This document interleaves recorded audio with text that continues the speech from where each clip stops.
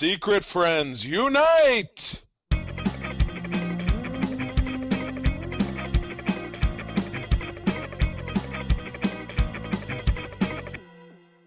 Welcome to the Secret Friends Unite podcast, episode 342. This is your guide to the geek side, and I'm your host, Todd Oxer, joined by my constant companion, Charlie Carden. My friend, how are you? Purple Rain. I'm good. It's Sunday. Nice, gentle summer rain outside. Summerish. Still summer. Still technically summer. Early fall. You've kind of got rain scenario 8 hitting days until summer ends. 8 days of summer. Wasn't that a boy band? 5 seconds of summer. I don't know. 5 seconds of summer. Not a boy band, but a pop punk. Yes. Some measurement of time. Yes.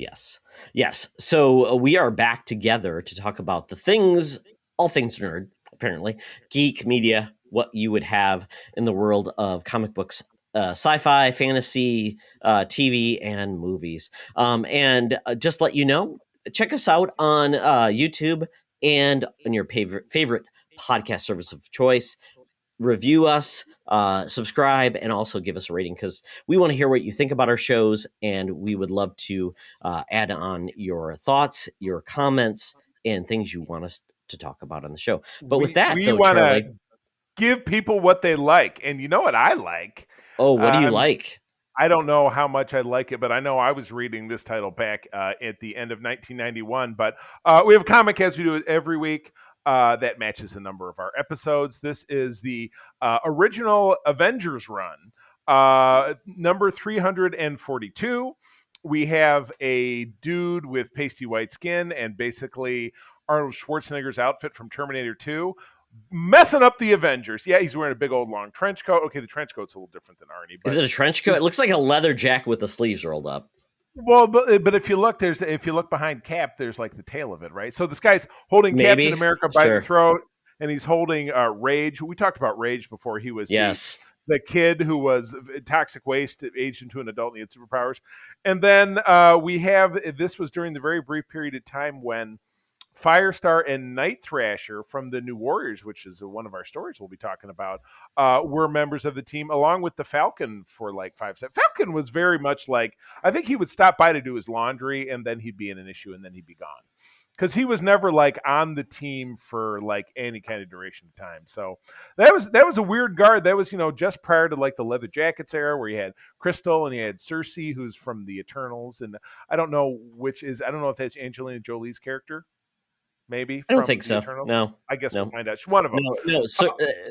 Crystal. Well, I mean, Cersei. Yeah, I'm not sure who's playing Cersei. Quite honestly, I don't even know if she's in the movie.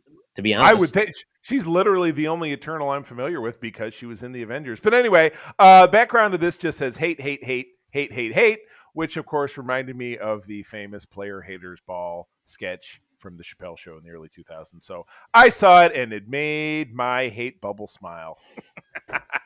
It should. I mean, this is a weird issue, and I mean, it's funny that Cap was sticking around for this title, because at that point, he was the only character of like any type of weight that was still in this comic. Because I looked at like the. Yeah. Oh, I would say, if you look at the box, you still had Thor and Vision and Hercules in it, but on the cover Hercules was always like the sidebar. He was never like a core Avengers. Yeah. He was I'm still reading it now, and I'm not that far ahead of this, and he was one of the regular members of the team. But the other one was the Black Knight with his lightsaber, not his regular sword. It was not a good scene. It was a bad, like I said, Leather Jackets area is absolute write-off.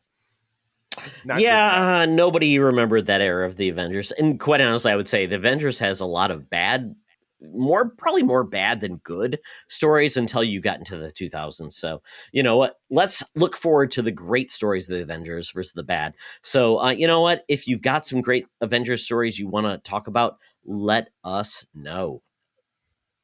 Yes, indeed. I love it. And we can talk to you in the credits about how to do that.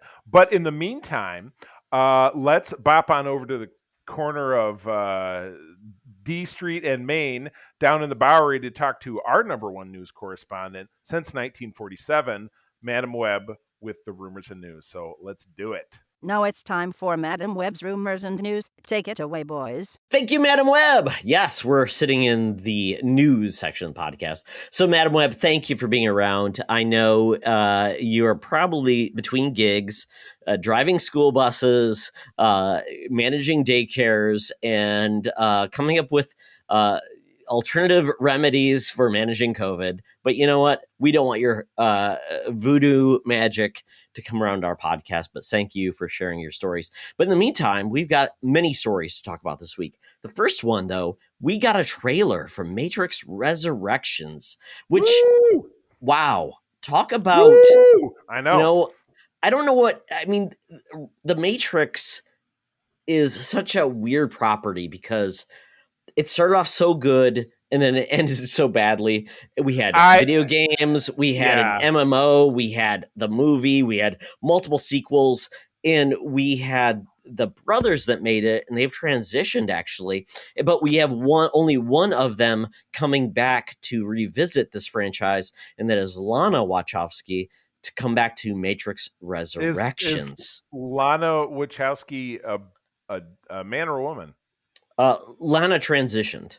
So both were brothers, and they transitioned. That kind of transition. Okay. Yes, they've transitioned to different genders, and they are doing that. And one of the other siblings have left it, so it's just Lana at this point. Okay. And I believe at this point, they brought back much of the cast for this movie. And and as we watched this trailer, which was just finally brought forward, which is coming this fall, it is almost like a different viewpoint of, did the original Matrix really even happen? As Keanu Reeves is coming back to say, I don't know who I am and where I belong. And that's kind of where we're going forward on this track. So it kind of feels like a new voyage to revisit potentially what might have or might not have happened. Right. I did, and again with the Matrix, I mean, it was the pinnacle of the 90s, like Y2K, like flashy in the music, and everybody had frosted tips and they were flipping around doing karate and shit, and everybody was in black leather. I was kind of like, I know everybody digs on this, but I kind of tolerated it, and I know I ended up seeing it a bunch of times, so it was never really 100% my thing. Those sequels, though, and I know they were talking about this on the Weekly Planet not that long ago. Oh my God. Bad from worse and then they'd film them back to back, and they were just really creatively bankrupt and just a total mess. Just a total mess. They were trying to be like, the Matrix is a thing that is a thing, but every 120 years it becomes another thing unless the other thing happens, and then it's oh boy. So you're right. This is, I mean, it's a good way to do a reboot soft or otherwise. It's just be like, was the whole thing a scam? And plus, he's looking like John Wick, which I dig. Yeah, exactly. Everybody says Keanu Reeves can basically be Keanu Reeves in any movie, and it doesn't matter. Is he Bill and Ted? Is he John Wick? Right. Is he Neo? It's beard, no beard. Beard, no beard, but the hair's the same length. A little bit of shaving completely changes. But I mean, we get Carrie-Anne Moss returning. We got a guy who is essentially from Watchmen who becomes Morpheus, who was not Morpheus because that's Larry Fishburne. So it's a mix of all these things. It just becomes like what is this truly going to be? And I agree. The sequels were half baked and half horrible. And I don't even know what happened. It was weird. CGI just wasn't capable of doing what they wanted to do. It was just bad. So I liked the first movie, and they really brought forward some really cool technical innovations in regards to the bullet time and all those things. I don't know if I saw anything like special and unique in this new trailer that says they're going to transform filmmaking again from a special effects perspective. But once again, it's just a cool premise and idea. And can they pull it off, or is it just going to be a failure again, and the franchise should probably die? Well, I mean, and again, coming back with a cool premise, like great example, and I'll talk about this in the Geek Easy, but we saw Malignant over the weekend, which I'll be talking about with Rich over on View from the Couch in a couple weeks. Great concept, terrible script. Oh, okay. I'll jump ahead just because it's relevant. Oh no! Spoilers, Charlie. I know. I unspoke. Well, I didn't say anything more specific than that. But that's the risk. This might be a cool concept, but it might have a terrible script. So it may not be so great in execution. So only time will tell. And we get this December. Is this like a Christmas movie? Yes, it's going to be December 22nd. And this is HBO Max. This is like one of the last films that's going to be on HBO Max. Right. Like in day and date with theaters, so we'll see how this goes. And I don't know if this is the right time for this type of movie at the holidays and everything. But I don't know. Nobody knows. I mean, quite honestly, up is down and black is white. Absolutely. And with cinemas these days, you don't know what's going to constitute a hit. But anyway, we shall see. But moving on to this next one. Now, I had told you about this earlier in the week, and you were like, whatever. Well, I wasn't sure what they meant. I'm like, what do they mean? Go big. I'm like, what are you going to bring out? Like some old comic books that I haven't thought about in 15 years? Like, is this the Shogun Warriors finally returning? It's a Marvel. Yes, maybe Team America with the Micronauts. What US 78? US 1. I actually have. I know I still have a copy. Because the only comics. Why did you even own a copy, Charlie? It was one of those like here, I'm supporting a local shop at a show. It's buy a bundle of 10. No, it's because you secretly yearn to be a trucker. Why do you think my life's motto is keep on trucking? That's true. You want to be on the road with a 40-foot tractor trailer. We all want that. Yeah. But anyway, Marvel Unlimited, which Todd and I both enjoy, is the all-you-can-eat, Marvel Comics app. They've got comics going back, obviously, to the very beginning of time, it would seem, since the 1940s when Marvel started. But they have completely kind of revolutionized the entire layout of their app. So this happened on Thursday. No, it happened on Friday. It was announced on Thursday. I got an email. And then on Friday, I had to update the app because they are now kind of going in this different direction where they're creating this exclusive content with some serious hitters. Hickman, Young, Thompson, Dugan, Declan Shavely, who I don't know who that is, but regardless, is going to be a separate line called Infinity Comics. And I know that we've had some conversation happening from David Bird, who's a regular contributor over on the Secret Friends group, about this today.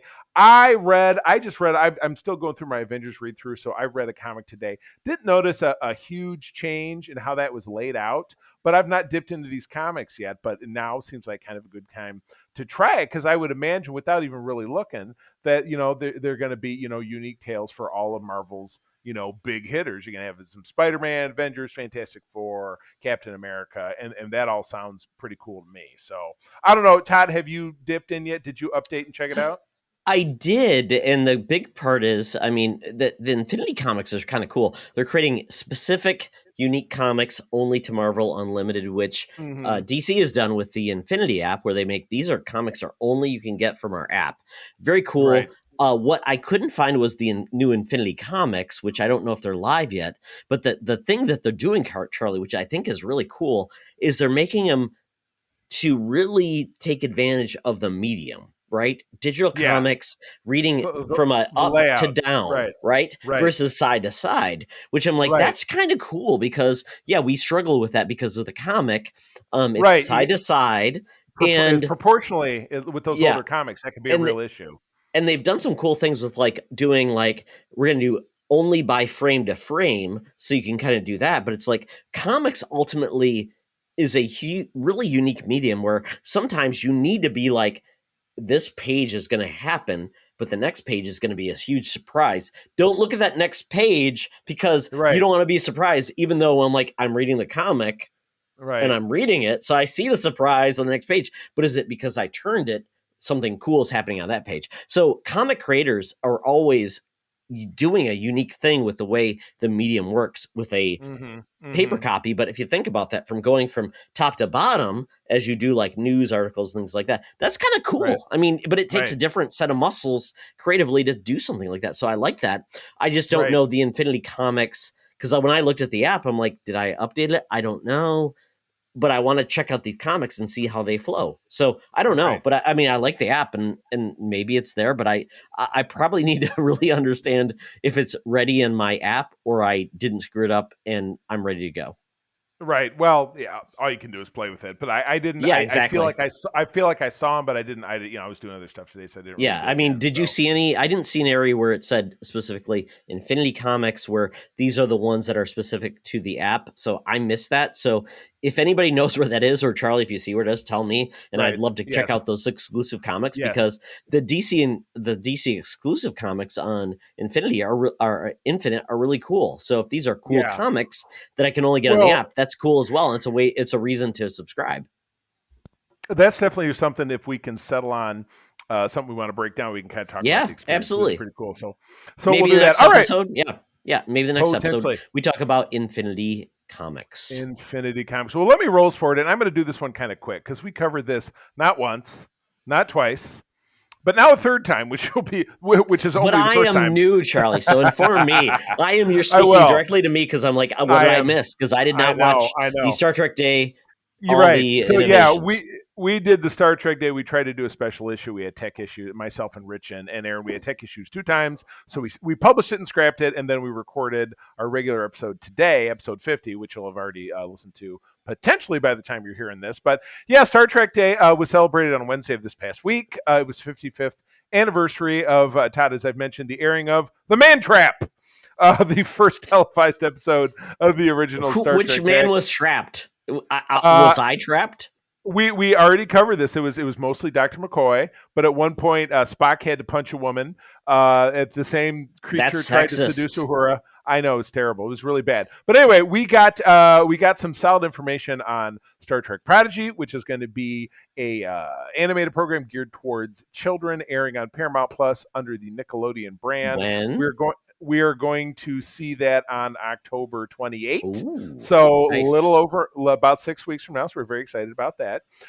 We have not been fans of Lower Decks this season, Rich and Aaron and myself, but there was a mid-season trailer. They just hit episode 5. They're about to roll out the remaining episodes. The series has kind of turned into a parody of itself, and we're not super excited about that. And it looks like this blurb, you only have those 2. Todd, I'm sorry, but it said Star Trek Day. So if you got more information, Charlie, I do. My article is not going to contain you. Let me rattle off. We did get a fully fleshed out trailer, but not a date for Star Trek Strange New Worlds, which is going to pick up the journey of Anson Mount as Captain Pike, Rebecca Romijn as Number 1, and Ethan Peck as a young Lieutenant Spock. We're also finding out that we have returning characters, newly cast characters, Cadet Uhura as in Nyota Uhura, the classic character. We're getting a young Nurse Chapel, who is an original series character, and Dr. Mabenga, who was a African-American physician that we saw in several episodes of the original series. So very exciting. We're getting a couple of legacy characters, one of which is a really cool alien that's a riff on a subspecies of the Andorians that came from Star Trek Enterprise.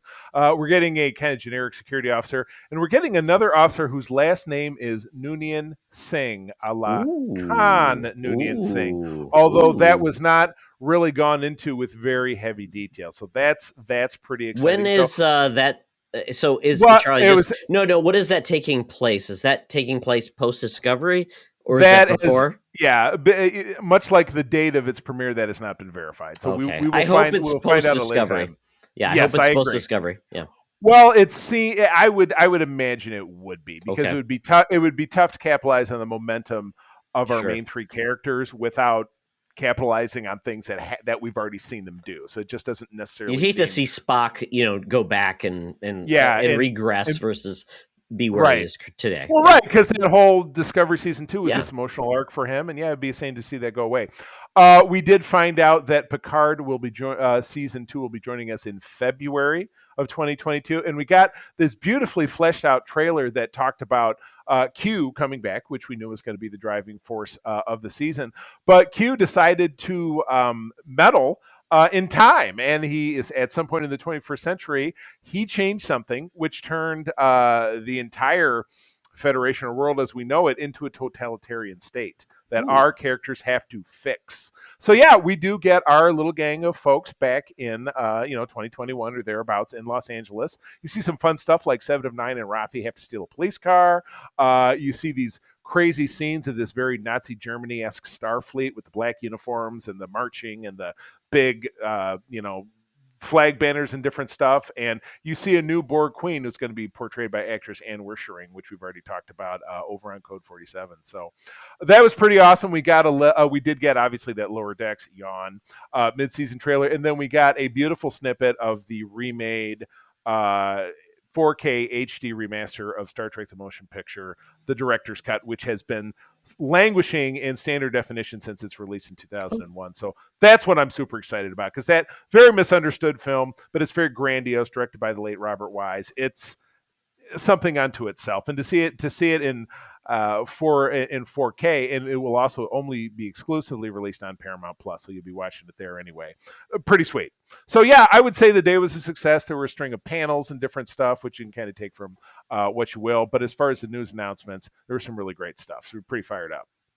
Very cool. Very cool. Yeah, it's neat to see this, and I don't know if this will be a annual celebration where it goes, but second year running. I mean, they did it last year, and I think it was as much influenced by COVID as anything. But last year was not an in-person event. It was simply a bunch of Teams calls with the different actors talking about their stuff, and which was still, you got news out of it. Sure, you got something. To learn things. That's okay. Yeah, it was something. So, but yeah, this was more of a produced event that was hosted by Will Wheaton. It was hosted by LeVar Burton's daughter, whose name I'm drawing a blank on. She's very charismatic. And then just, panels of different actors and just a lot of Star Trek love, and beautiful orchestra, and the absolute worst rent-a-cop team of red carpet commentators that you have ever seen. Oh, wow. They made it that type of event. Yeah. I didn't not expect that.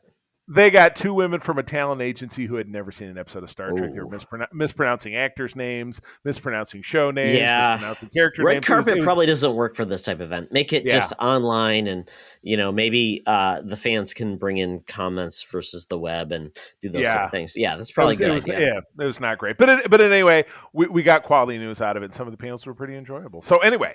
It was good Very stuff. cool. Very cool. Yeah, this is neat. Star Trek is really at a golden era in regards to TV. And obviously, we know that more movies and other content is coming. And they don't cover the comic books, though, right, Charlie? No, comic books in Star Trek are traditionally non-canonical, and it's a separate animal. So it's not like in Star Wars, where everything that the Lucasfilm groups produce is very interconnected. The comics are separate, and they kind of follow their own path, but they don't receive any media coverage for the most part. Okay. Very good. Very good. Well, Star Trek, it's nice to see it. It's at a fever pitch. Lots of new content coming, and no news yet on the movies that are coming, but the TV content is alive and well. Very cool. Yeah, very cool. I can't wait to watch more. As I've said before, this is the most Star Trek content that has ever been produced at one time. 5 different shows in production Very cool. in the history of the franchise. So, like you said, this is the second golden age. It's big time. Absolutely, and I've enjoyed it all. I'm behind on Lower Decks, but it's fun, and the 2 main series have been great, and I can't wait to see what they do next. So very cool. Oh yeah, live long and prosper and make money for Paramount Plus. Nanu. Yes. Keep them alive. All right, I'll let you spearhead this one, but I certainly have something to say about it. Yeah, it's weird with the Disney Plus. Emergence, we were supposed to get a lot of interesting series with Marvel and the different properties, but now we're hearing about a lot of the casualties, essentially, with what was supposed to happen. And apparently we were going to get a New Warriors series on Hulu that got scrapped. Apparently, Squirrel Girl is going to be part of that. And the New Warriors was a big part of 90s Marvel, where it was essentially almost like a Young Avengers before Young Avengers actually happened. And we were supposed to get a series on, Freeform. We were supposed to get Squirrel Girl also coming to Freeform, but it got killed. I mean, it was part of that whole Jeff Leb he was trying to do all these series like was it Cloak and Dagger, Runaways, and all one those unfortunately things. got made. Runaways was good. Cloak and Dagger awful. Runaways, I enjoyed that one. Yeah, I enjoyed the first season. I really did not go back to the second season. But yeah, we were supposed to get a bunch of other series, and this is just a casualty of it, is the fact that New Warriors, which didn't happen, and Squirrel Girl, which was, and I will say this, Squirrel Girl seemed like to be a moment of zen that I think it's kind of died. I think Squirrel Girl had her moment, and it's kind of over. I hate to say it because that's my wife's favorite comic book character. It's a cosplay she's done for a number of years. Right here in these pictures, she's being portrayed by Melania Weintraub, who is at the top. Has always been at the top of my hall pass list. I am crazy about that girl. It's beautiful. But it's a character that she does not have an active title. It got canceled. No, because it was one of the ones that we subscribed to that April actually read, which has not happened before again since. So kind of a heartbreaker to see Squirrel Girl kind of die off, but that's a super fun character that when we were active with the charity cosplay group that we were a part of, April, that was her main one, and kids absolutely friggin' loved it. They knew it. It was a thing. But yeah, you're right. It's kind of petered off, and that's a bummer because it's a very fun character. It sucks. Yeah, I mean, it becomes a scenario where a character becomes really popular, like Miss Marvel or Spider-Gwen or Squirrel Girl. They either really catch on or it's a moment in time and they just kind of peter out, and it's like, yeah, it was kind of more of a gimmick, and then we're moving on. And I think Squirrel Girl is unfortunately, the other two characters have been in movies or got series, and Squirrel Girl seems to be a gimmick that was nothing more than that, and that was part of where we're seeing this. And essentially, the showrunner Kevin Beigel basically tweeted, basically said he showed footage and behind the scenes pictures of the New Warriors pilot, but it's dead. So we knew, though, this was going to happen. Once Disney Plus came into fruition, the Marvel properties were going to all be basically going to Disney Plus. We only had a few that would go to Hulu. And I think at this point, Charlie, the only we've got going to Hulu is MODOK. Other than that, right, and as MODOK kind of come and gone, that was a lot of fun. But again, the model is they all dropped, and I never, just like you've said in the past, I've never given it a thought since because I watched it all, and it's over. It was great, but I don't know. I mean, did they hit the numbers? Are they going to revisit it? It was absolutely awesome, but it was adult, and I don't know if Marvel and Disney want adult Marvel properties. I don't know. Right. We are going to get more adult stuff going through like the movies, but of course, when I watched the we'll talk about this probably. What If, the most recent episode? That's very adult. Kids don't want to watch zombies being blown up, so I don't know where they land. Exactly. Yeah, that was, and again, they played it. A little boy. I've now talked about both of the things that I'm going to talk about. The Geek Easy. They kept it a little tighter, but still, the subject matter. It was very gross. Yeah, I mean, it was kind of cool. Yeah. So I don't know if any of these things will carry through. If Hulu will be the home for not, PG-13 content with Marvel. I'll be curious to see what they do. I would love there to be another venue that's not always safe for Disney Plus for properties to go, and I would love this to happen. Young Avengers, New Warriors, whatever it is, if they can do stuff over there, that'd be cool. But as of now, it's probably dead. No, Steph. Well, hey, why don't you go ahead and take us home with this? Because this was your baby, this story. Oh, right yeah, this is very cool. I did not really expect this to happen. So apparently, at this point, we're hearing now about a mother who was a huge fan of her son. And that's where I'm going to take this. She was a huge fan of her son, who was a huge Absolutely, fan of Master of the Universe, right? Who was exactly, who was a huge fan of Master of the Universe. And he said, Dad, Mother, I cannot be a hero because I am black and there are no black characters on the screen. This happened in like 1984 when Master of the Universe, He-Man were appearing. So his mother took the forefront to basically say, son, I'm going to create you a character called Sunman, and I'm going to make you see that you could be a hero. And this is crazy. This went nowhere, essentially.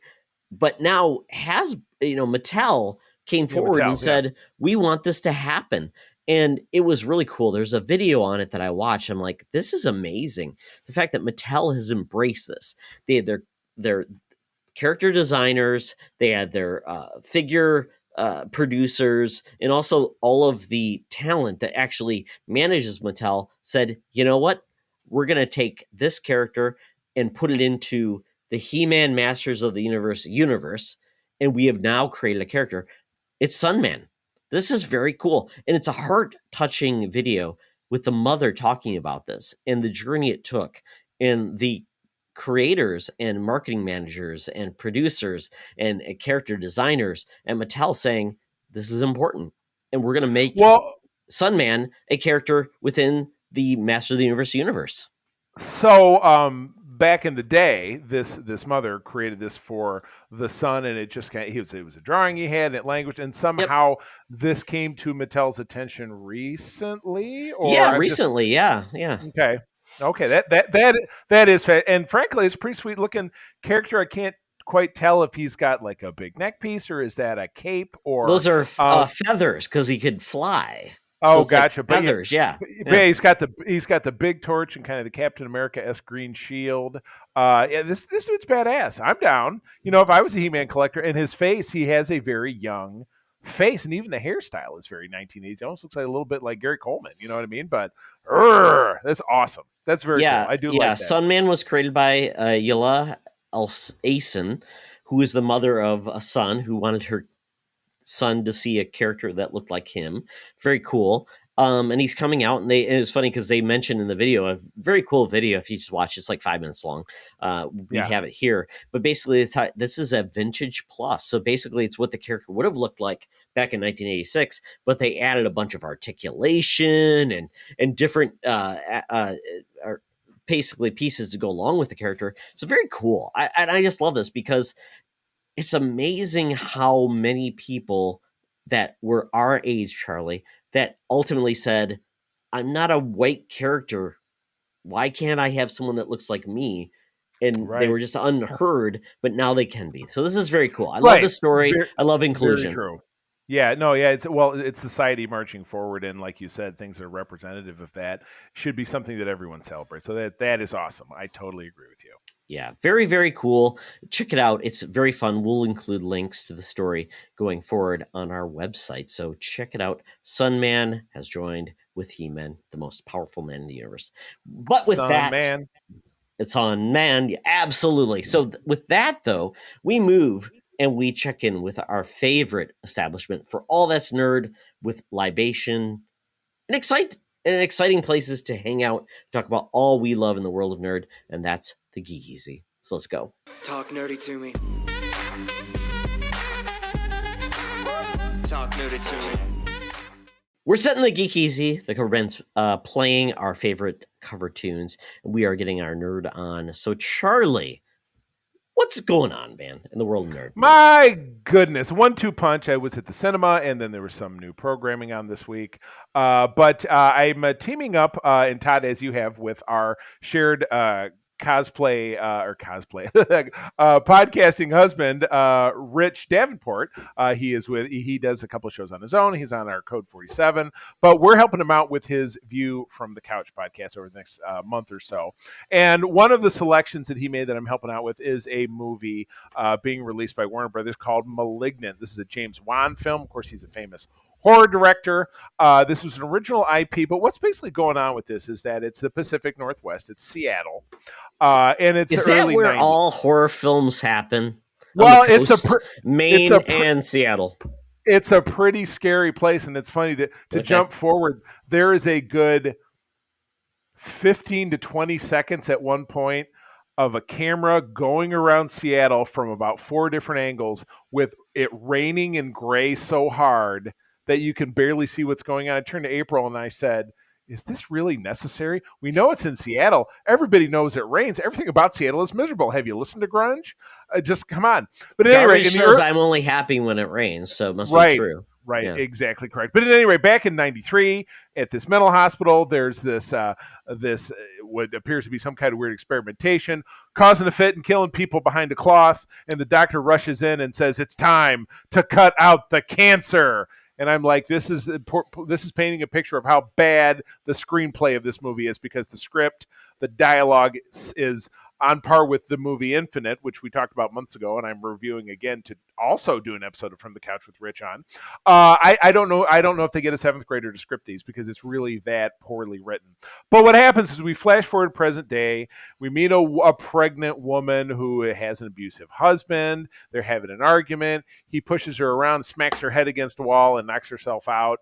And then when she wakes up, her husband has been mysteriously murdered. And she has a blood stain on her pillow, like the back of her head is bleeding. And this is just bad, because she starts to have this grisly vision of this leather-jacketed killer whose face you can't see, murdering the people who were the doctors in the hospital back in the 90s. The main doctor and her cohort and the different people are all getting murdered. And you're trying to figure out, how is she seeing these things? What's going on? And that's when I'm not going to tell you anymore, because like we were talking about the Matrix a little bit earlier, awesome concept, really, really bad script. But I was still glad to have sat through it, because it was an original storyline. It wasn't super hard to decode. I bet we were like a third of the way through, and April turned to me and said, "Oh, it's really blah, blah, blah, blah, blah." And then we knew it, and we knew it was going on. So I'm not going to spoiler it too much. I think it's worth seeing. If you don't want to make the trip to the theater, this bad boy is on HBO Max. So watch it that way. Todd, I want you to watch this movie. It's on HBO Max. There you go. Will I pee my pants? I can't guarantee that. Watch it with the lights off. There is some scary stuff. Ooh. You also learned something super cool about the fact that, and I did some reading on this, in Seattle, at the end of the 19th century, there was a fire that wiped out the central business district of Seattle. And when they rebuilt, instead of building it in stone, or instead of building it in wood, they built it in stone, 20 feet above everything there. And so there's a whole Seattle like underground that looks like an old museum with stuff preserved. That's a central part of the movie. So that's a real thing. April. Ooh, I need to go to Seattle to check that out then. I absolutely want to say, we should ask if Johnny it's true about based on the film. Well, it's true. There's a website. It's real business. So I'm very cool. Not make that part up. Yeah. Okay. So yeah, that's one I want to see. So anyway, nice. So that was fun. And then Todd, you and I both watched the latest installment of What If. I think this was episode 5. Yes. Is it going to be 9 or 13? I'm not sure. But this was a riff on the classic Robert Kirkman Marvel Zombies from the early 2000s, if I'm not mistaken, but told from the perspective of the MCU, which these all are. These are all what-if tales that are spun off of things that happened in the Marvel Cinematic Universe. So this was one that was spun off of the fact of what if in Ant-Man and the Wasp, when Michael Douglas's character of Hank Pym finds his wife in the super duper microverse, when he finds Michelle Pfeiffer in the microverse, what if she has some kind of weird zombie parasite? He bites her, they come back from the microverse, and this zombie takes over everything. And so when Bruce Banner crashes to Earth after getting his ass kicked by Thanos at the beginning of Infinity War, he finds an Earth where almost everybody is gone. So he's subsequently rescued by some heroes that have survived, and they've got to fight to find a way to turn things around. So thought it was cool, but Todd, as you mentioned, this one's a little bit more, a little bit edgier than maybe you would necessarily expect, something for kids to be enjoying. But I really dug it. I thought it was a good spin. They obviously put some very original thought in this, so it didn't really ape the comics. So I remember in the comics, the zombies were there. They could still speak. Yes. Because I remember they were still speaking to each other. Where in this one, they all still had control of their abilities. So it's like Iron Man was still doing his Iron Man thing. And so it's just a little riffs on a little bit here and there. But I thought it was very cool. I thought it was one of the better episodes they've done so far. I really did enjoy it. Yeah, I'm really enjoying what If is trying to do. And it's funny because I talked to one of my friends and he's like, but it seems like this is very adult. And I'm like, yeah, I get it. I mean, heroes eating other people and exploding is a bit extreme. So I'm not sure if Disney's doing a great job of really changing the rating basis the episode, because fighting Nazis is a little bit different than cutting off heroes' heads and exploding zombies. Yeah. So it's a weird take, but I really like that they're doing all these different premises, and it's great. I enjoy that quite a bit, and it's like this is what Marvel can really do. And this episode didn't end with a, oh yeah, everything's better now, which I like what If does. And What If premises, they rarely ever work out. And I think that's what we've been experienced with, Charlie, right? I mean, the comic is always like, it's a one shot. Did it do it well? I don't know. Did they deliver a final premise? Probably not. It never really works out.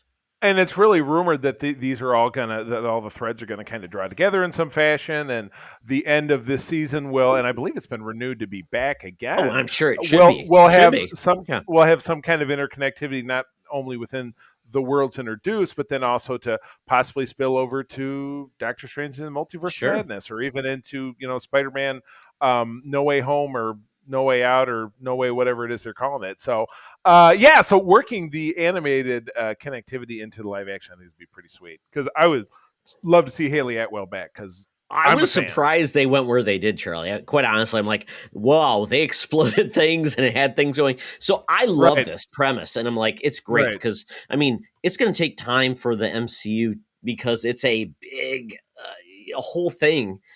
Can they explore different avenues of the Marvel universe? And this is a way for them to do that with limited, I guess, disruption of what they're trying to do. And if they find something that works, they can simply say, yeah, this works, we're going to use it. I love that. So more to come. And we're going to get, like I said, 4 or 5 more episodes.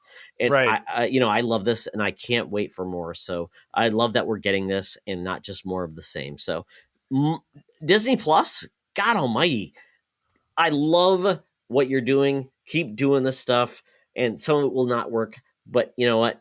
We'll get great things that come from it. So Disney Plus, thumbs up. Keep on Scooby doing it. Good deal. All right, how about you? What do you got going on this week? Comics, Charlie. I was reading comic books. Whoa, not bad. Yes, so I have some covers in the flow, but really quickly, Superman 78 #1. I picked this up. My goodness, this was such a fun ride. The artist and the writer really embraced what Richard Donner tried to do with that movie series, and they brought in Brainiac, which I'm like, awesome to see how they did it. Brainiac. Absolutely. And they captured the art style and the fun and just the premise of that series, but brought it forward to bring in new, adventures within that series. So I really enjoyed it. And I it's only 6 issues apparently, and I can't wait to see what they do. I mean, I thought it was so much fun. They used the Brainiac from the Superpowers series. Remember that, Charlie? The character. Oh, I know. Android with the brain with Brainiac, but they also brought Brainiac with the green face and the things also as well. So Brainiac is not dead by the end of this issue, but more things are afoot. So I like this. We got no Lex Luthor, which is so funny because that whole movie series was all about Lex Luthor all the time, and Lex Luthor didn't even appear this. So I loved it. Well, but he's on the cover here, isn't he? He is, but he wasn't even in the issue. Very deceptive. Yes. Boo. And they nailed the look of all of the characters. So it looked like, Christopher Reeve, it looked like Perry White, it looked like Lois Lane. So I love this. We'll see how this goes. But man, with issue #1, if you want to get this, it's great. There's no digital version. I mean, you can buy it digitally if you want, but if I buy the issue, it's not there. So I would recommend this issue if anybody loves that series. So check it out. Superman. I might do. You know what? I'm gonna do that right now. Keep talking. I'm gonna buy it while you're talking. It's fantastic. Yeah, and then I read another comic because I'm a big Thor fan, and a character that's part of Thor, and Walter Simonson, which is my favorite creator with Thor. He basically created a character named Beta Ray Bill, which was an alien that got proven worthy to raise a hammer and become a hero that looked like Thor. So Beta Ray Bill has a new comic on Marvel, and I read it on Marvel Unlimited, #1, and it's really fun. Oh my goodness. And this character has more development than I really expected. And basically it's all about Beta Ray Bill saying, I've done all I can do.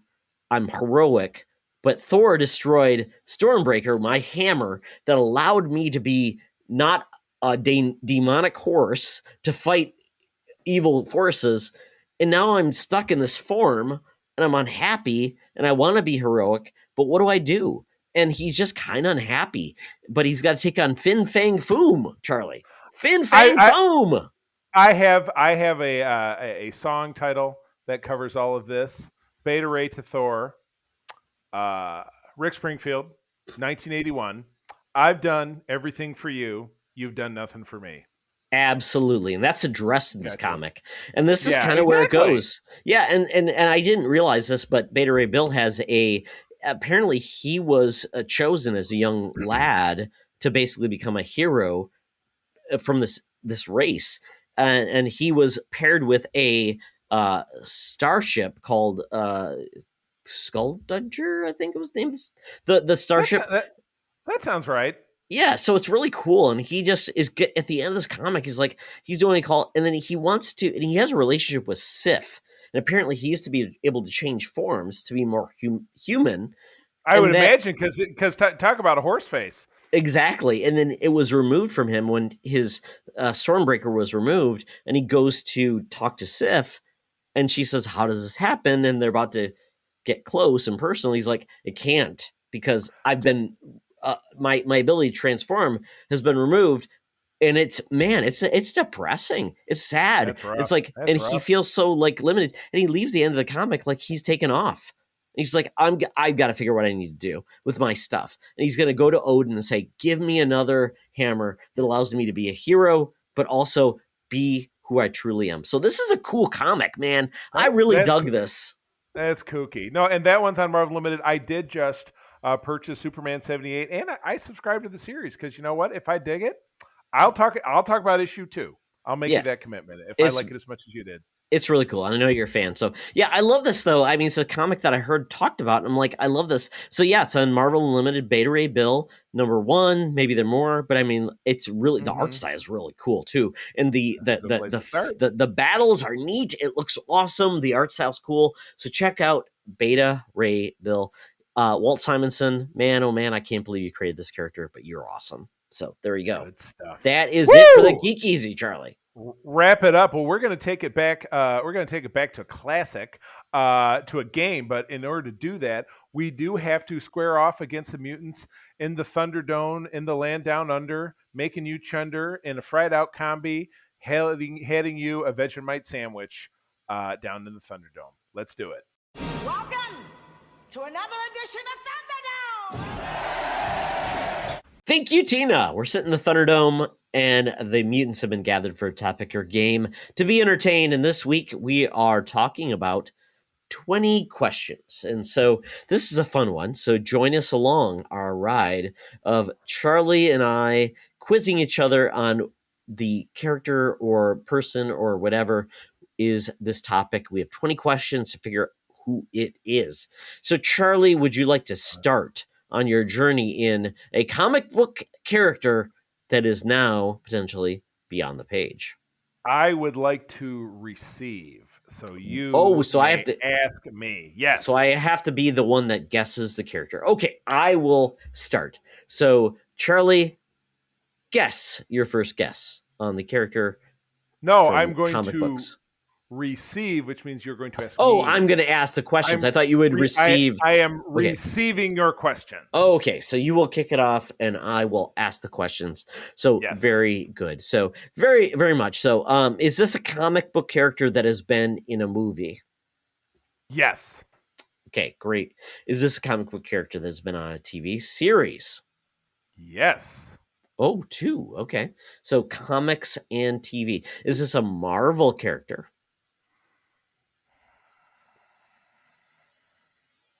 Yes. Okay. Marvel character, comics, TV. So very good. Is this a male character? Yes. Oh, should I be keeping track? I should be keeping track. That's 3 questions, so I'm down 3. I thought that was the 4th one. That was the 4th one. What would be the other ones? You said, is it, what'd you say if it was a TV, movie? Male. Okay, Marvel. Right, Marvel? Did I say Marvel already? So that's four. Yes, that's four. All right, Absolutely. okay. All right. So yeah, All not right, to distract. So Marvel character, multimedia. Okay. Did this character appear in a movie or a TV series in the 2020s? That is two questions. Okay. Did this character appear in the 2020s? No. In 2020s. Okay, so it's a character before that. Okay, so is this character part of the MCU? No. Not an MCU character. So, interesting. So they are part of a TV series, but not part of the MCU. Okay. Did this character? Is this character? You said male. Is this character part of a team? Yes.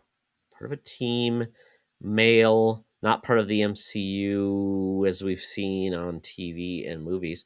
Okay. Is this character part of the supernatural universe? Negative.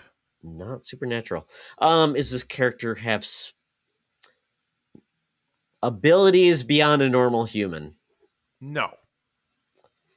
Okay, but you said it's a male, part of the Marvel universe. Okay, have we seen this character in a Marvel Cinematic Universe movie? Well, you already asked that question. No, I just asked the character. So, did you say yes or no? No, you had said, is it an MCU character? And I said no. Okay, so it's not been a part of that. But it's been in movies and TV, though. Yes. Okay, ooh. And not supernatural. That's an interesting take. So, is this character been on the page with the Avengers? No. Not the Avengers. Okay. Is this character announced to be part of the MCU? No. Really? Oh, okay. So not part of the MCU. Not announced to be in the MCU. Is this character have anything to do with Spider-Man? No. Does this character have anything to do with Captain America? No. I'm trying to get your dalliances. A Marvel character, okay. Okay. So not part of the Avengers as well. Okay. Wow, this is a weird one. Was this character part of a team? Yeah, you already asked that one. I did ask part of a team? Okay. Yes, you did. Oh, I thought I asked Avengers, but not necessarily part of a normal team. Okay. Part of a team. Okay. Where am I at? 13 questions? Oh my goodness. Okay. No, was this character a comic book Charlie would have read in his youth? Am I Charlie? Yes, it's a comic book I read in my youth, correct. Okay, but not Avengers, not Captain America. Oh man. Oh boy. And not Spider-Man related. Okay. Interesting. Wow. Okay. Oh boy, this is a hard one. So it's comic book character, Marvel related. Oh boy. Okay. Is this a character that is a sidekick? No. Not a sidekick. Main character, yeah. Okay. No. Does this character have special abilities, like meaning like magic or mutant or something ability that beyond just being strong or funky? Okay. 16. Oh my goodness. So kind of a generic character then. Is this character that is this a character that was supportive of a major hero? So kind of like a side character? No. So, okay. Wow. 17. Okay.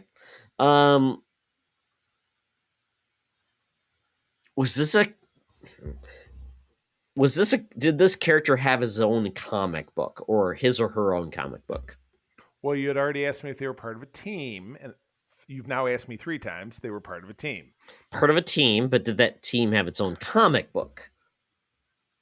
Did the character have his own comic No. Did the team have their own book? Correct. Okay. Yes. Oh my goodness. Okay. Was this the West Coast Avengers comic book character? No. One more. God, I don't even know what you've read beyond that, Charlie, because you've only talked about West Coast Avengers and Spider-Man and G.I. Joe. I love the West Coast Avengers. Okay, so I'm running out of characters, so okay. Is this a character you love? You already asked me that. If it was, you asked me if it was a character in a book. No, I said is this a character you love? I don't care about. No, if this is not a person that, if you love this character, that's the question. Is this a character you love? I don't care if it's somebody else who loves it. I love this character. Okay, you love this character. Then I'm out of choices. I don't know who this is.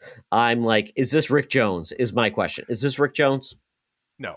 Okay, I don't know who it is. And you're going to be super pissed because when I started this, I said licensed properties were on the table. Oh. So this is, in fact, Flint from the G.I. Joe team. Oh, this is G.I. Joe. Okay. Yeah. Okay. Yep. Whatever. Whatever. You see, you're always very dismissive when we play this game and we usually never get it. You know what I'm saying? Which is what makes it fun. So now you can hit me.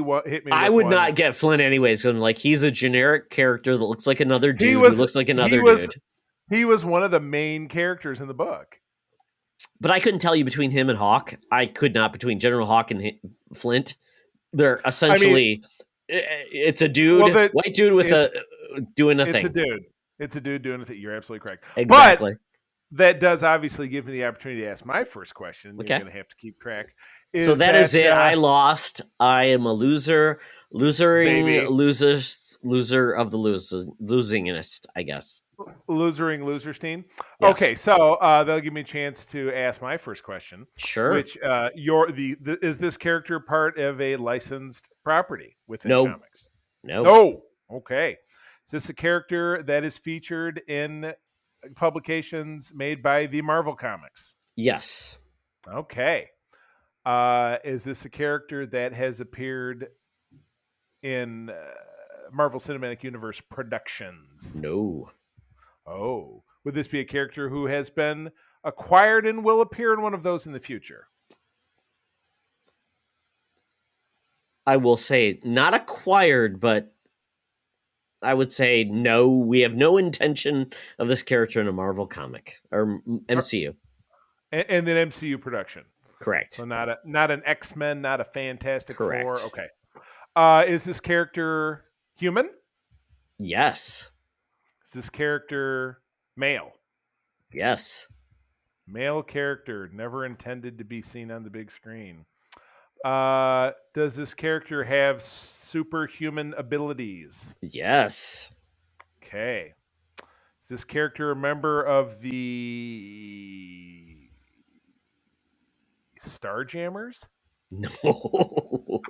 Well, I was just because I thought of there's some shit that'll never show up because Disney owns everything now. Yes. Except the Spider-Man, Hulk and Spider-Man, right? And yeah, I think Silver Surfer. Right. I think maybe they own Silver Surfer now. No, they don't have the Submariner. That's who they were. Oh God, what was it? It was Silver Surfer, Submariner, and like Hulk. That was like, how did you not get those characters? Well, they had the Silver Surfer in the Fox X-Men, the second one. Yes, so I think now, yeah.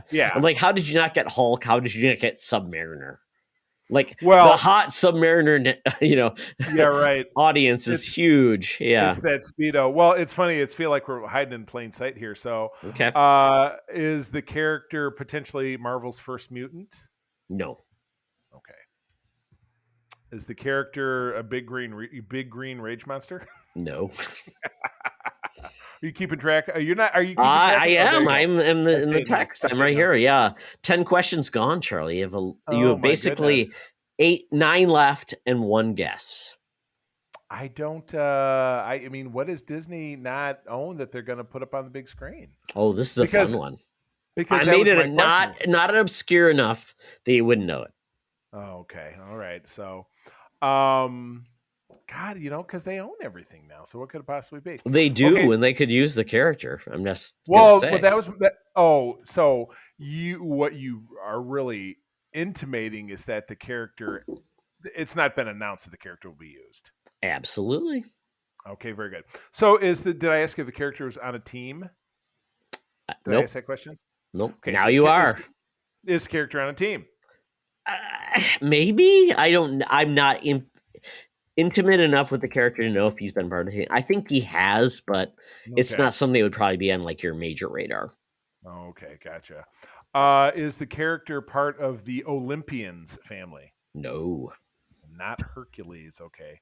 Has the character been? I asked you the teams question and you kind of brushed it off. So that's not a good one. So you don't know if they're a team. So, male character. Is this character part of the cosmic superset of Marvel? No. Earth-based, superpowered. Don't know if they're on a team, so it's not like it's the Thing from the Fantastic Four. It's not Wolverine. Shit. I don't know, man. And not a license, so it's not like it's Baby Yoda or some shit like that.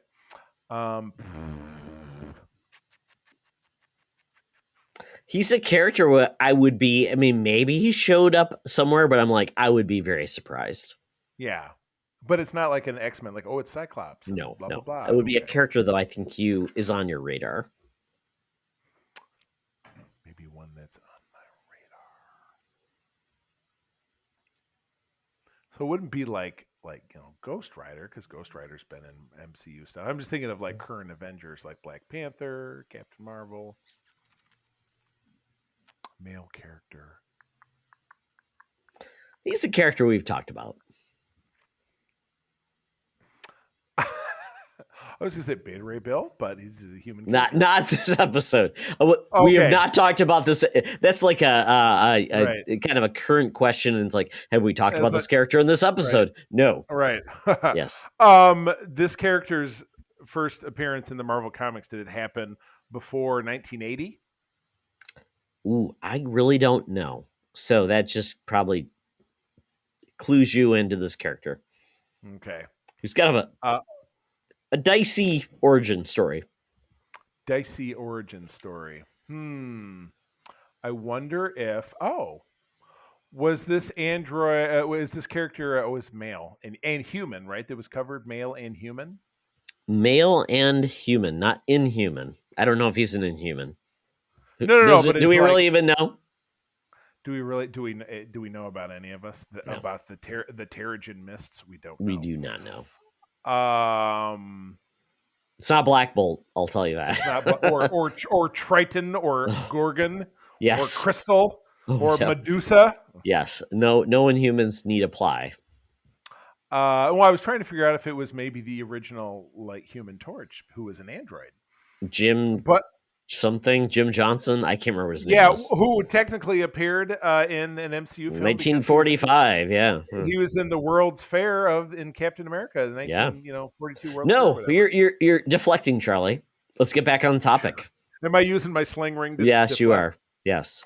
Oh my gosh. Okay, so, oh my God, can I phone a friend here? No. Hello. No. I'd be your friend, and I would say no. No. Human character. Would this character exist in the multiverse? So potentially not on the Earth 616 that we're familiar with. It's maybe. Like what if? I can't give you a definitive. Maybe. Like a probably what if character? Maybe. Okay. Probably. I'll take that as a question. So you're at 16. Oh so my it's goodness. An Earth-based character. So yes. It's not like it's the Watcher. And it's not like it's a male, so it's not like it's Captain. Well, we didn't say male, female. We just said it's a character. It's a male. That's what I just said. It's a male character. That's fine. We didn't say that. Well, yes. Yeah, it's a male character. So okay, yeah. And a superpowered character, and not sure if they're on a team. Oh God, I'm thinking of the like the other character. Is this character a mutant? No. Not that I know, but I don't think so. Does this character have powers like the power of flight? Not that I know of. It's not like Angel from the Champions or no. Iceman. No big wings, no teleportation, no levitation, as far as I know. But a powered character. Yes.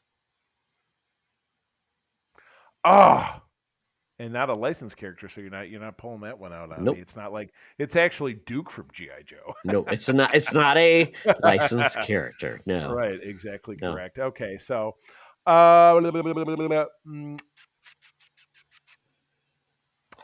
folks, if you're watching this at home, I'm just staring at Charlie thinking, when are you going to ask? Go. Not an Eternal, not an Inhuman. And yes, that's the Avengers Tower behind my back. If you're watching at home, yes. Was this character formerly a villain who became a hero? No, I would say no. Not that I am aware of, at least. So not like a Thunderbolt scenario. No. Man, it's a tough one. I want to get to the end here just so I can throw myself on the mercy. You have two questions, Charlie. Basically, a question and a guess. So get on it like Blue Bonnet.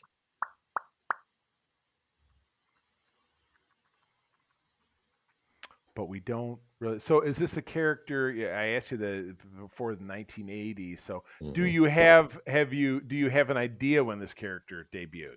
Did you look it up since we were talking? But that's not a yes/no question. So you have to kind of get a little more granular. Okay. Just say, when did this character appear? X. Did this character appear post the year 2000? I don't know. I would say this character appeared before the year 2000. Okay. So that's your question and answer. Number 20. We're at the end of the road, Charlie. So no big wings. One last question and then a guess. Actual superpowers, male character. Was this character a member of the New Warriors? No. Damn, it was gonna be now your guess is intimate or imminent. Intimate and imminent. It's not in a mint or intimate. It's intimate because we're the two of us, so it's like two people, and it's imminent happening now. It is happening now. My guess is that it is.